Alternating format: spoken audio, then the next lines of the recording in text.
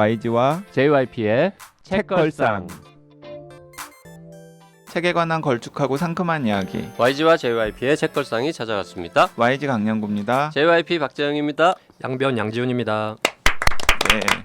네, 저희가 지난주부터 계속해서 뭐라고 해야 되나? 법조 특집? 네, 법조 특집. 네, 책걸상 법조 특집을 진행을 하고 있는데요. 그래서 지금 2주째 이 책 읽는 변호사 양지훈 변호사를 모시고 괴롭히고 있습니다. 이 지난주에는 그 이제 현직 부장판사인 문유석 판사가 쓴 미스 함무라비를 같이 읽어봤고요.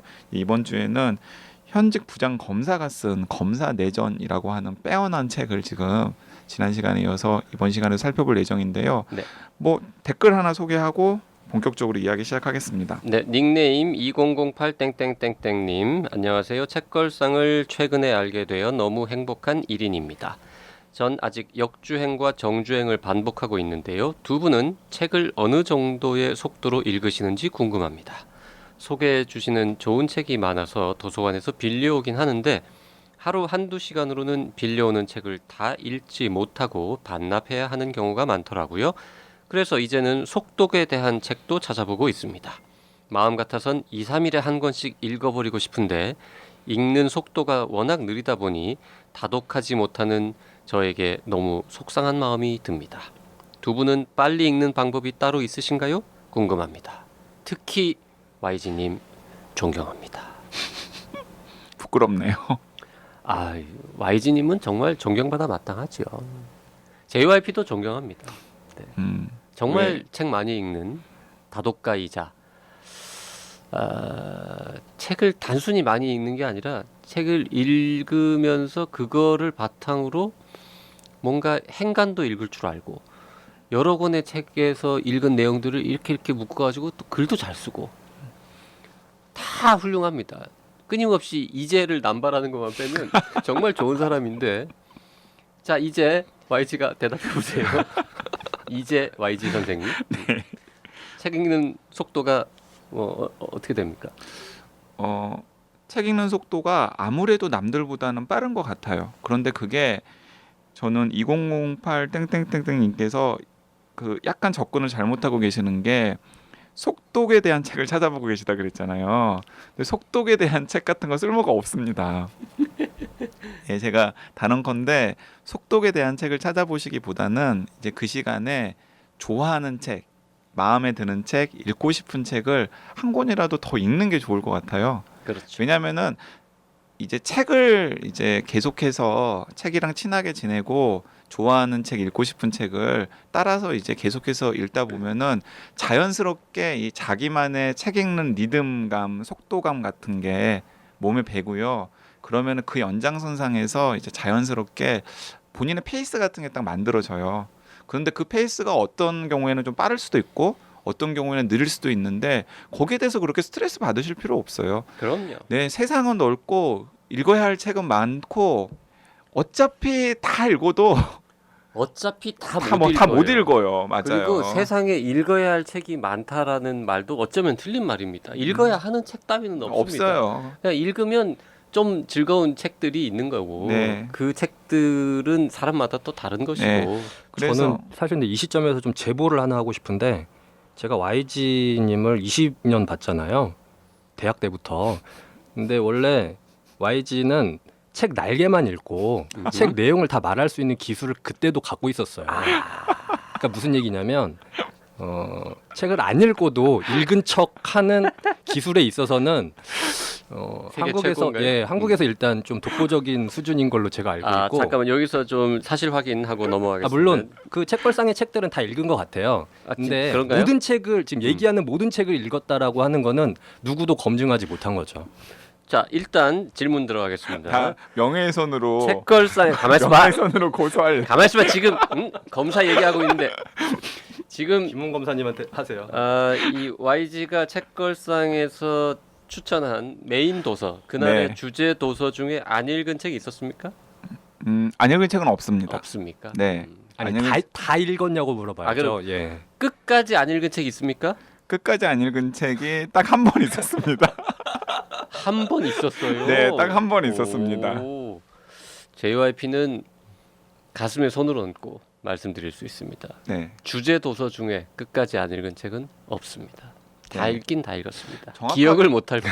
네, 정확하게 말하면 그 딱 한 권 읽는 책도 제가 이제 양심 고백을 하자면은 그 읽다가 만 건 아니고요.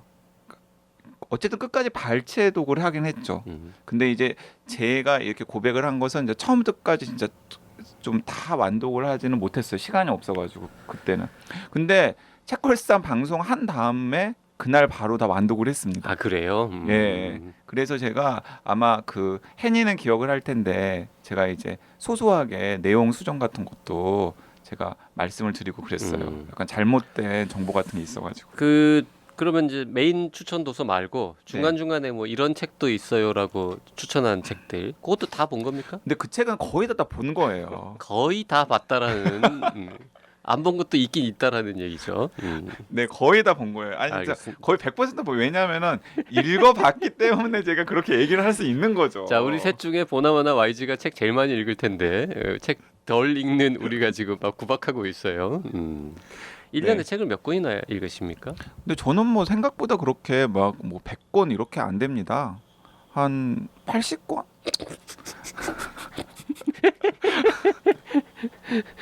그 1년에 80권 읽는 것도 참 많이 읽는 거지만 그런 권수를 지금 1, 2년 한 게 아니잖아요. 그렇죠. 굉장히 오랫동안 꾸준히 그렇게 읽어왔다는 게 놀라운 거죠. 네. 그러니까 이제 물리적인 권수로 따지면은 100권에 근접할 수도 있어요. 왜냐하면 저는 뭐 2권, 3권 이런 소설책도 많이 읽잖아요. 근데 그걸 그냥 저는 한 권으로 치거든요. 아 그래요? 네네. 전 2권짜리 읽으면 2권으로 칩니다. 당연히 2권 아닌가요? 2권으로 쳐야죠. 그럼. 네, 아무튼 그렇습니다. 그래서 왜 자꾸 저를 지금 아니 지금 전 별로 많이 읽진 않아요. 1년에 한 80권 이거는 마치 무슨 전교 1등이 100점은 늘 100점 맞진 못하고요. 이 겸양의 말인데 98점 뭐 이런 기분이 나쁜 겸양의 말이네요. 그러게. 아니 근데 지금 죄송합니다. 제가 야라고 해가지고 저 양지훈 변호사님 양변은 1년에 책 몇 권 읽죠? 저번에 그 얘기 제가 했던가? 첫 출연 때 그 얘기를 했었는데 많이 읽죠. 한번 그거를 센 적이 있는데 저도 한 70권 정도 되더라고요. 근데 이제 저는 만화책을 좋아해서 한 10권에서 20권 정도는 만화책을 많이 보는 편이고 JYP도 언젠가 얘기 드린 것 같은데 이 책걸상 진행하는 바람에 2017년도, 18년도에는 아마 한 70여 권 뭐 이렇게 읽는 것 같고요. 평소에는 50권을 못 읽습니다. 한 40권 정도 수준에서 끝나는데 근데 저는 오히려 지금 이 닉네임 2008님이 쓰신 내용 중에 어떤 전제를 좀 다시 얘기해드리고 싶은데 책을 그러니까 1페이지부터 끝까지 다 읽는 게 좋은 건 아니라고 오히려 생각해요. 그러니까 그걸 구입했다고 할지라도 자기가 필요한 부분만 뭐 이를테면 이 검사 내전도 저 같은 경우에는 3부부터 먼저 읽었거든요. 이게 제일 그러니까 검사들의 사생활을 좀 확인하는 거라서 1, 2부는 사실 그렇게 저는 감동적이진 않았어요. 왜냐하면 이제 본인도 어쨌든 한 당사자로서 참여를 네. 했을 수 있는 에피소드들이 많기 때문에 그러니까 일부 약간 과장되어 있을 수도 있고 감정의 과잉도 느껴진 부분도 있거든요. 근데 어쨌든 그러니까 이분이 지금 어떤 그 전제로 삼는 거는 모든 책을 끝까지 다 읽어야만 그걸 한 권 읽었다라고 이제 이해하고 계시고 그렇게 이제 독서 생활을 하고 계신 것 같은데 이럴 필요가 없다는 거죠. 그러니까 이제 그게 이제 약간 YG의 강박관념이죠. 저는 진짜 그 제가 중간중간에 발췌독 하는 책들도 많이 있어요. 근데 그런 책은 제가 읽은 책에 넣지 않거든요. 근데 제가 아까 제보한 거는 발췌독 수준이 아니라 말 그대로 날개, 책의 날개와 네네. 머릿말 내지는 꼬리말만 읽고 보도 자료만 보면은 읽은 것처럼 말할 수 그렇죠. 있죠. 뭐 그런 사실 어쨌든 지금 모르겠어요. 20대 때는 분명히 그런 시기가 있었다는 거. 20대 예. 때는 사기꾼이었군요. 그 정도는 아닙니다. 그래도. 예. 아니 이 양반들이 네 자, 어쨌든 그 2008님 저기 이제 책을 이제 좋아하는 책을 그 뭐 너무 부담감 가지지 말고 그냥 내가 읽고 싶은 책 좋아하는 책을 그냥 찾아서 읽다 보면은 자연스럽게 아까도 말씀드렸듯이 자신만의 페이스가 생기고요.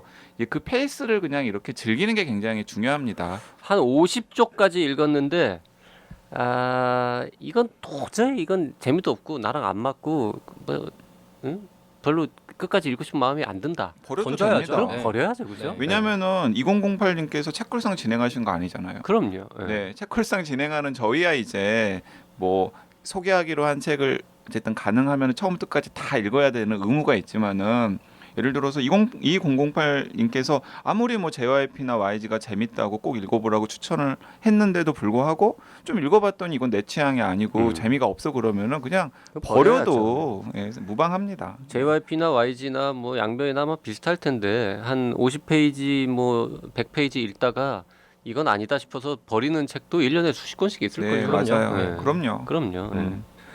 그리고 모든 책을 다 읽는 건 불가능합니다. 우리나라에서 한국어로 출판되는 신간 도서만 1년에 한 3만 종? 이 정도 되거든요.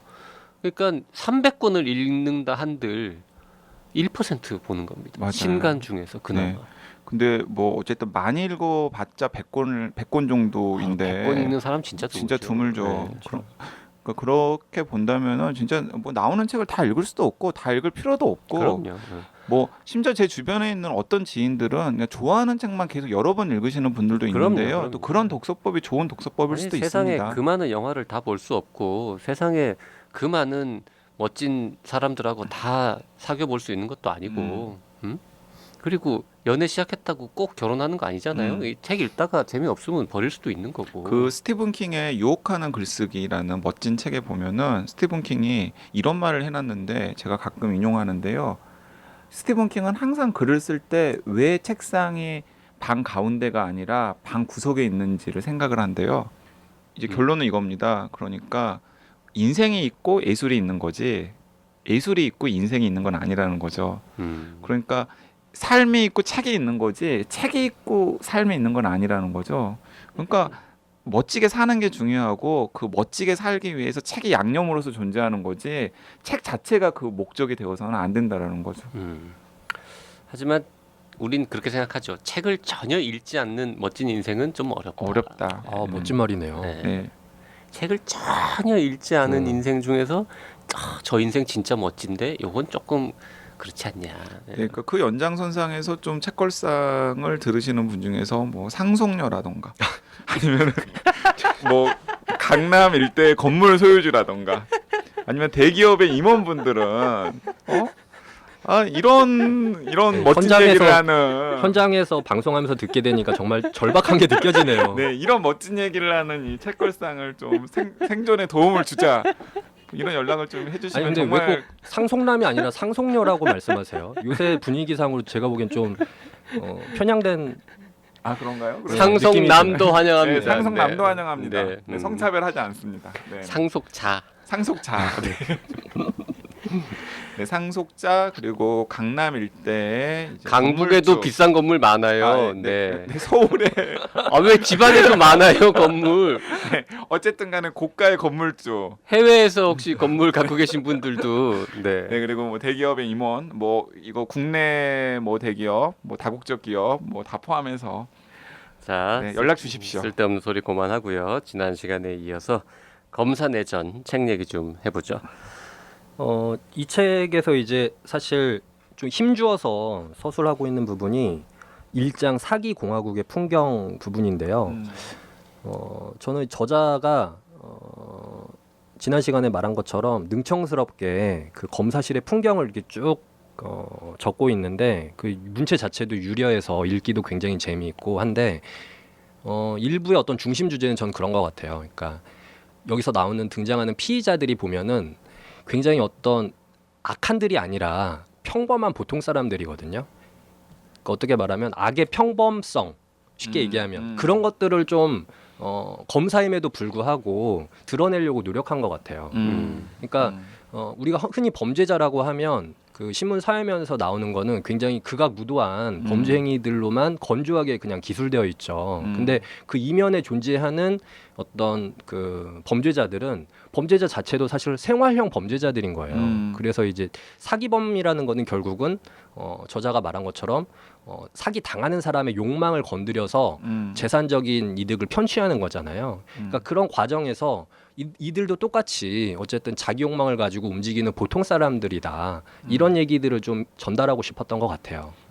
하지만 나는 좀 다르게 읽었어요. 저는 좀 다르게 읽었는데 이 일부에 이제 그 여러 사기꾼과 그 피해자들 이야기가 나오는데 저는 여기서는 좀 현직 수사 검사로서의 약간 분노와 무기력감 같은 것들도 좀 느꼈거든요.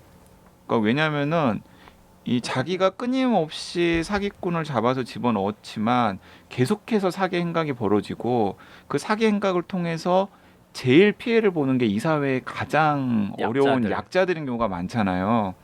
그리고 약자들은 사기를 당한 다음에도 그 사기의 피해를 보상할 방법도 요원하고 그리고 또 한 번 사기로 삶에 가장 큰 타격을 입는단 말이에요. 그러니까 그런 현실에 대한 약간의 그런 슬픔과 분노 같은 게 저는 느껴졌고 연장선상에서 사기를 끊임없이 사기를 치고 심지어 여러 번 사기를 치는 사람들에 대한 분노 그리고 이걸 적절하게 막거나 제어하지 못하는 한국의 사법 시스템이나 이런 것들에 대해서도 약간 좀 뭐 무기력감 플러스 분노 같은 게 느껴져가지고 그런 게 저는 약간 감정이입이 되더라고요. 한편으로는 사기 피해자들 중에 정말 선량한 분도 있지만 정말 욕심 때문에 사기를 당하는 사실 뭐 속된 말로 그렇게 허황된 욕심을 부리니까 사기를 당하지 이렇게 이제 생각되는 경우들도 있잖아요. 이제 그런 부분들에 대한 서술도 하면서 사기 당하지 않으려면 이런 거에 좀 넘어가지 마세요. 사기꾼들이 이런 짓들을 합니다라는 걸 알려주는 측면도 있는 것 같고요. 여기 이제 이런 문장이 있네요. 논리와 이성의 천적은 부조리가 아니라 욕심이다. 네. 그 일반 형사부에서 담당하는 경제 범죄 중에 가장 많은 비중을 차지하는 게 사기 범죄예요. 그러니까 흔히 말하는 뭐 절도라든지 강도 이런 사건들은 그렇게 많지가 않은 것이고 일반 경찰서에서도 그 사기 사건 접수가 가장 많이 되거든요. 그게 이제 그대로 검찰로 송치되면은 검사들이 이제 나중에 이 사건을 실제로 법원에 기소를 하는 그런 역할을 담당하기 때문에 또 당연하게 사기 범죄를 많이 취급하게 되는 것이고 저 개인적으로는 서울의 일선 경찰서에 봉사활동 차원에서 한 달에 한 번씩 가서 그 사기 고소를 하는 것을 접수하거나 도와주는 그런 그 상담 역을 하고 있는데 거기서도 이런 비슷한 사례들이 엄청나게 많습니다. 매일매일 일어나고 그러니까 어떻게 보면은 정상적인 사업을 하는 것보다 이 사기 사례들이 더 많은 거 아닌가. 실제로 뭐 현업을 담당한다고 말할 수도 있겠죠. 그런 변호사나 검사가 느끼는 경제 활동의 어떤 뒤틀린 형상들 이런 것들은 정말 일반인들이 오히려 좀 잘 모르는 부분에서 그런 부분들이 좀 많이 느껴지는 것 같아요. 그 JYP가 이제 아까 그 인용한 부분을 약간 더 보충 설명하는 부분을 제가 한번 읽어볼게요. 왜 읽냐면은 이게 이제 그 사기에 빠지는 근본적인 원인에 대한 이 김웅 검사의 성찰도 들어가 있을 뿐만 아니라 야, 왜 이 책에 빼어난 에세이라고 하는지도 드러나기 때문에 제가 한번 읽어보겠습니다. 70쪽 71쪽에 있는 내용인데요. 호메로스는 만약 인간이 자기 운명보다 더 많은 고통을 당했다면 그것은 신들 탓이 아니라 자기 마음속의 장님 때문이라고 했다. 안박사 일당의 유혹이 사기라는 신호는 밤하늘의 별보다 많았다. 등기부를 떼어보기만 했어도 장고 증명서의 명의인을 살펴보기만 했어도 사기라는 것을 알 수 있었다. 국정원이 남산에서 내곡동으로 이전한 것도 20년 전의 일이다. 그러나 그 많은 정보들을 목사님은 못 본 것이 아니라 안 본 것이다. 밤하늘의 별이 아무리 많아도 욕심이라는 간섭 조명이 생기면 보이지 않는다. 네. 네, 목사님이 사기 피해자고 네. 이제 그 국정원 뭐 이전 관련되는 이제 이야기가 나오기 때문에 이런 문장이 나온 건데요. 전 뭐 요 앞에 일부 사기 공화국 보면서 야 이거 참 기발한데 이런 또 이거 보고 배워가지고 이렇게 사기치는 놈들이 또 생기면 어떡하지 이런 걱정까지 됐습니다. 너무 자세하게 사기 수법을 네. 기술해 놓으셨더라고요.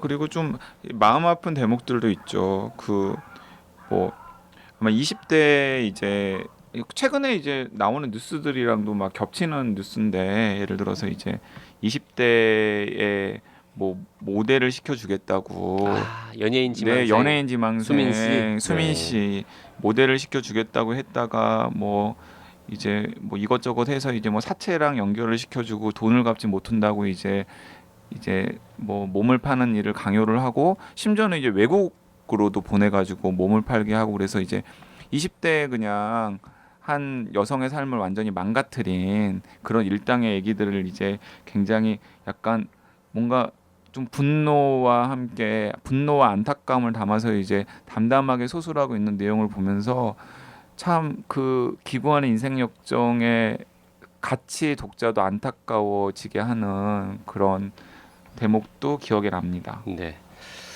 그 저희가 이제 능청스럽다, 뭐 아재 개그, 뭐 유머 코드 이런 얘기를 몇 번 했는데요. 예를 들어서 제가 이제 여기저기 줄을 쳐놨는데 231쪽에서 2쪽 그 두 페이지에 제가 세 군데나 줄 쳐놨습니다. 연이어서 약속을 지키지 않은 것을 다 사기로 친다면 남산 타워에 걸린 저 많은 사랑의 자물쇠들은 다 사기의 징표들이다.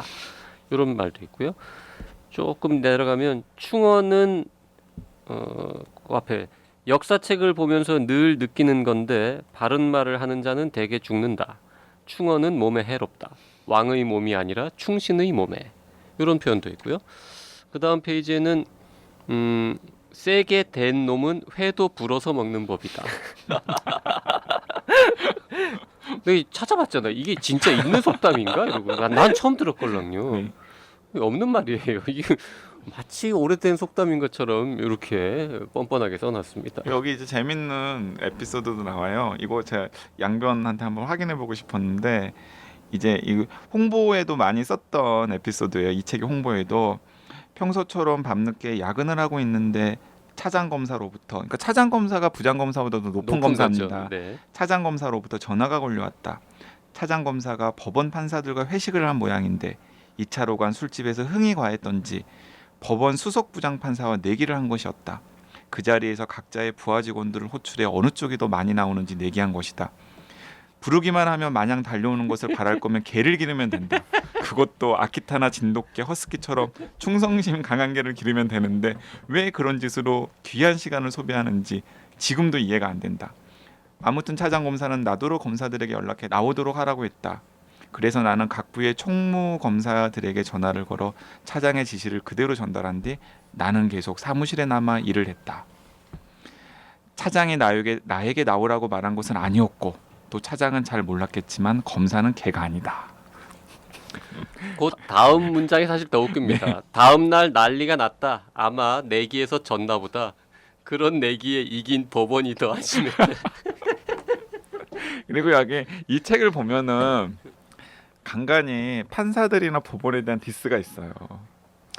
그 우리가 계속 얘기하는 어떤 획일적인 조직 문화에 대해서 지난주에 그 문유석 판사님이나 김웅 검사님은 굉장히 비판적인 시각을 갖고 계세요. 네. 예를 들면 지금 제가 이제 그 3부 검사의 사생활에 관한 내용들을 좀 그러니까 완전히 요약할 수 있는 문장이 있는데 초입에 김웅 검사님이 224페이지에 나는 조직에 맞지 않는 타입이다 라고 선언을 합니다. 그러면서 그 밑에 있는 에피소드도 재미있는데 야유의 단골 레퍼토리인 초임 검사들이 장기 자랑이랍시고 어색한 율동을 하다가 양팔을 위로 올려 하트를 만들며 검사장님 사랑합니다 라고 끝맺는 것을 보면 가끔 그 팔에 기물 하나 안발을 걸고 싶다 라고 이제 하시는 건데 그러니까 우리가 예상하는 것처럼 검사들이 이렇게 멋지게 조직생활을 하는 게 아닌 거죠. 그 내부에서는 어쨌든 윗사람한테 인정받아야 되고 눈에 띄어야 되니까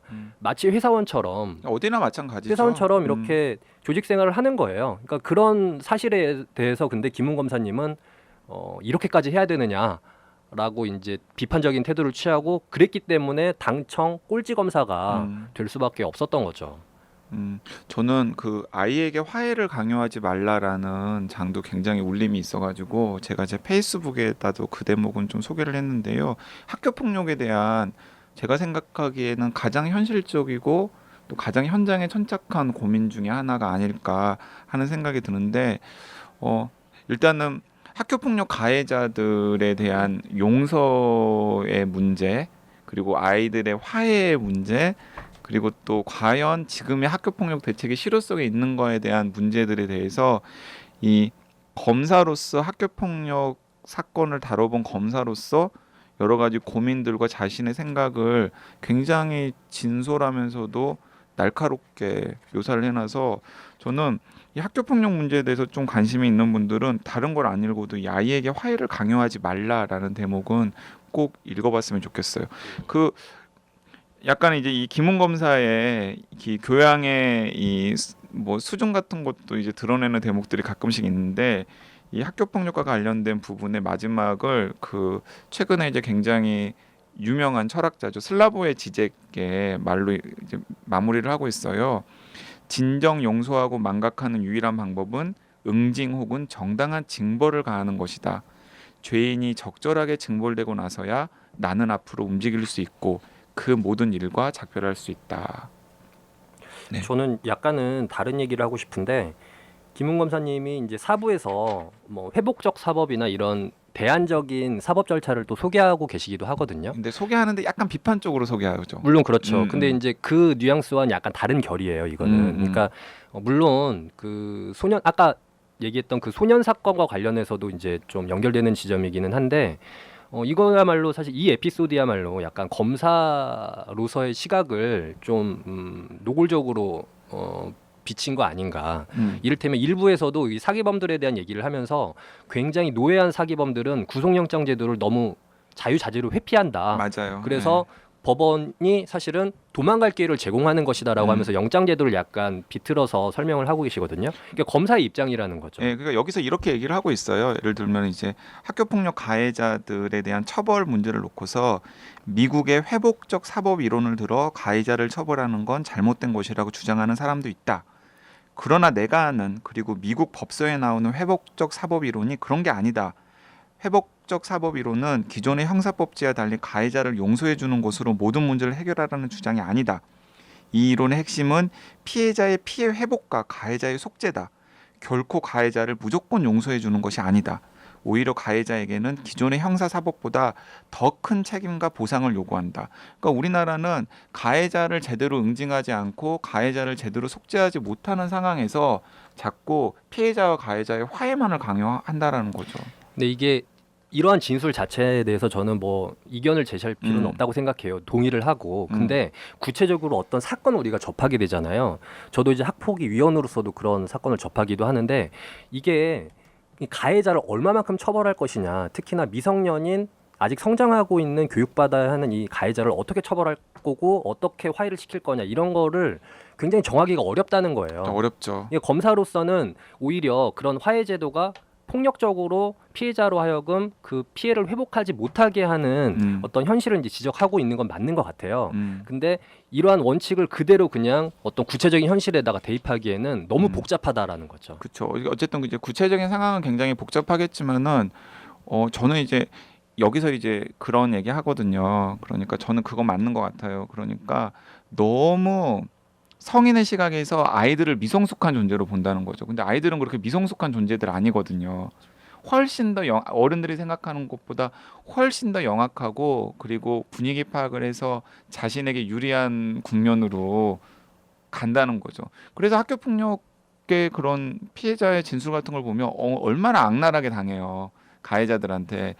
그러니까 그런 걸 저도 뭐 직간접적으로 어쨌든 간에 경험을 해본 적이 있기 때문에 이 대목을 읽으면서 좀 여러 가지 고민들이 좀 많이 되더라고요. 그러니까 마냥 용서를 강조하고 사랑을 강조하고 화해를 강조하는 게 과연 현장에서 진행되고 있는 학교 폭력 그리고 그것 때문에 고통을 받고 있는 그 학교 폭력 피해자들을 위한 것인지에 대해서 저희들 한번 좀 고민을 해볼 필요가 있는데, 그러니까 이게 이 김웅 검사의 검사 내전이 굉장히 뭐 유머 코드도 있으면서도 이런 식의 좀 생각해볼 만한 거리들을 군데군데 이제 툭툭 던져요. 이제 네. 우리한테.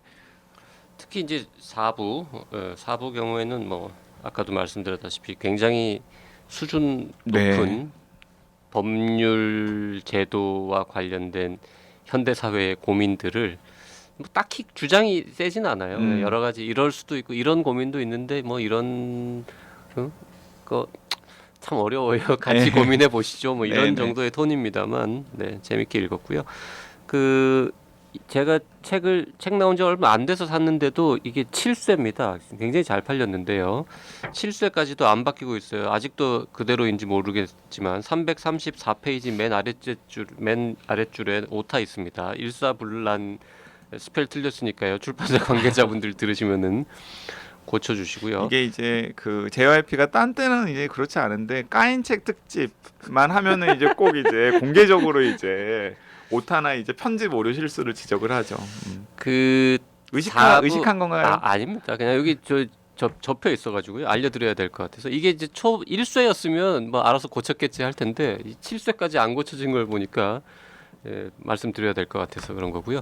그 4부를 만약에 1, 2, 3, 4부 중에 4부가 제일 재밌다라는 분은 굉장히 적을 것 같긴 한데 만약에 4부가 정말 재미있고 뭐 이런 쪽으로 또 읽어볼 만한 책이 혹시 더 있냐라고 혹시 누가 물으신다면 저는 몇 년 전에 읽은 책 중에 그 레오 카츠라고 하는 미국 법학자가 있는데 이분이 쓴 법은 왜 부조리한가라는 제목의 책이 있습니다. 그거 아주 생각해 볼 거리도 많고 혹시 재미있는 휴마니타스에서 나온 책인가요? 출판사는 모르겠는데요. 그 마이클 샌델도 추천했던 와이즈베리에서 나왔네요. 와이즈베리. 네. 그 법률과 관련된 서적을 출판하는 곳 중에 지금 말씀드린 휴마니타스에서 나오는 여러 책들이 있거든요. 대부분 다 굉장히 훌륭하고, 그러니까 민주주의와 법의 관계에 대해서 비판적으로 고찰하는 책들이 많아서 이 사부에 대해 관심이 있는 분들은 휴마니타스 책들을 좀 추천하고 싶습니다. 약간 이제 이 주제에 대해서 좀 더 심화 독서를 하고 싶은 이제 애청자분들을 위해서 책 한 권을 소개를 하자면은 방금 양변이 이제 얘기한 그 후마니타스에서 나온 책 중에서 민주주의와 법의 지배라는 책이 있어요. 그 책은 이제 그 아담 셰보르스키를 비롯한 이름만 들으면 알만한 이제 정치학 그리고 법학의 거장들이 쓴 논문들을 이제 모아놓은 책이죠. 한 20여 명 정도 되는 저자들이 논문들을 쓴 건데 사실은 난이도가 좀 있는 글들이고요. 맞아요. 그러니까 이제 진짜 민주주의랑 법의 관계에 대해서 이제 그 최근의 지성들이 어떤 고민을 하고 있는지를 이제 일별하기 위해서는 가장 좋은 책이라고 생각이 돼요. 그 책보다는 제가 말씀드린 법은 왜 부조리한가가 훨씬 상대적으로 쉬울 거고요. 맞아요. 예. 그 법은 왜 부조리한가는 이제 부제가 이렇습니다. 경제학, 철학, 통계학, 정치학으로 풀어낸 법의 모순이라고 되어 있고요.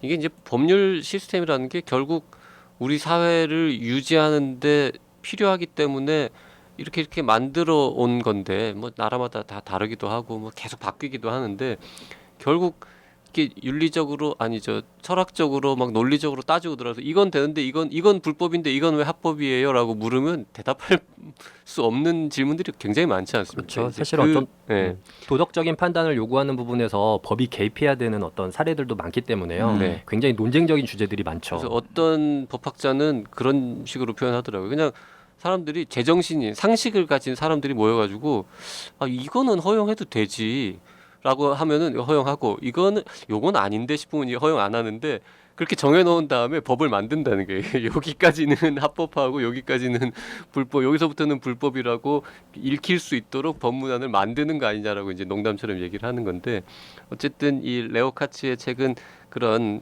요 4부를 아주 재밌게 읽으신 분이라면은 아마 추가로 읽어보실 만한 책일 것 같습니다.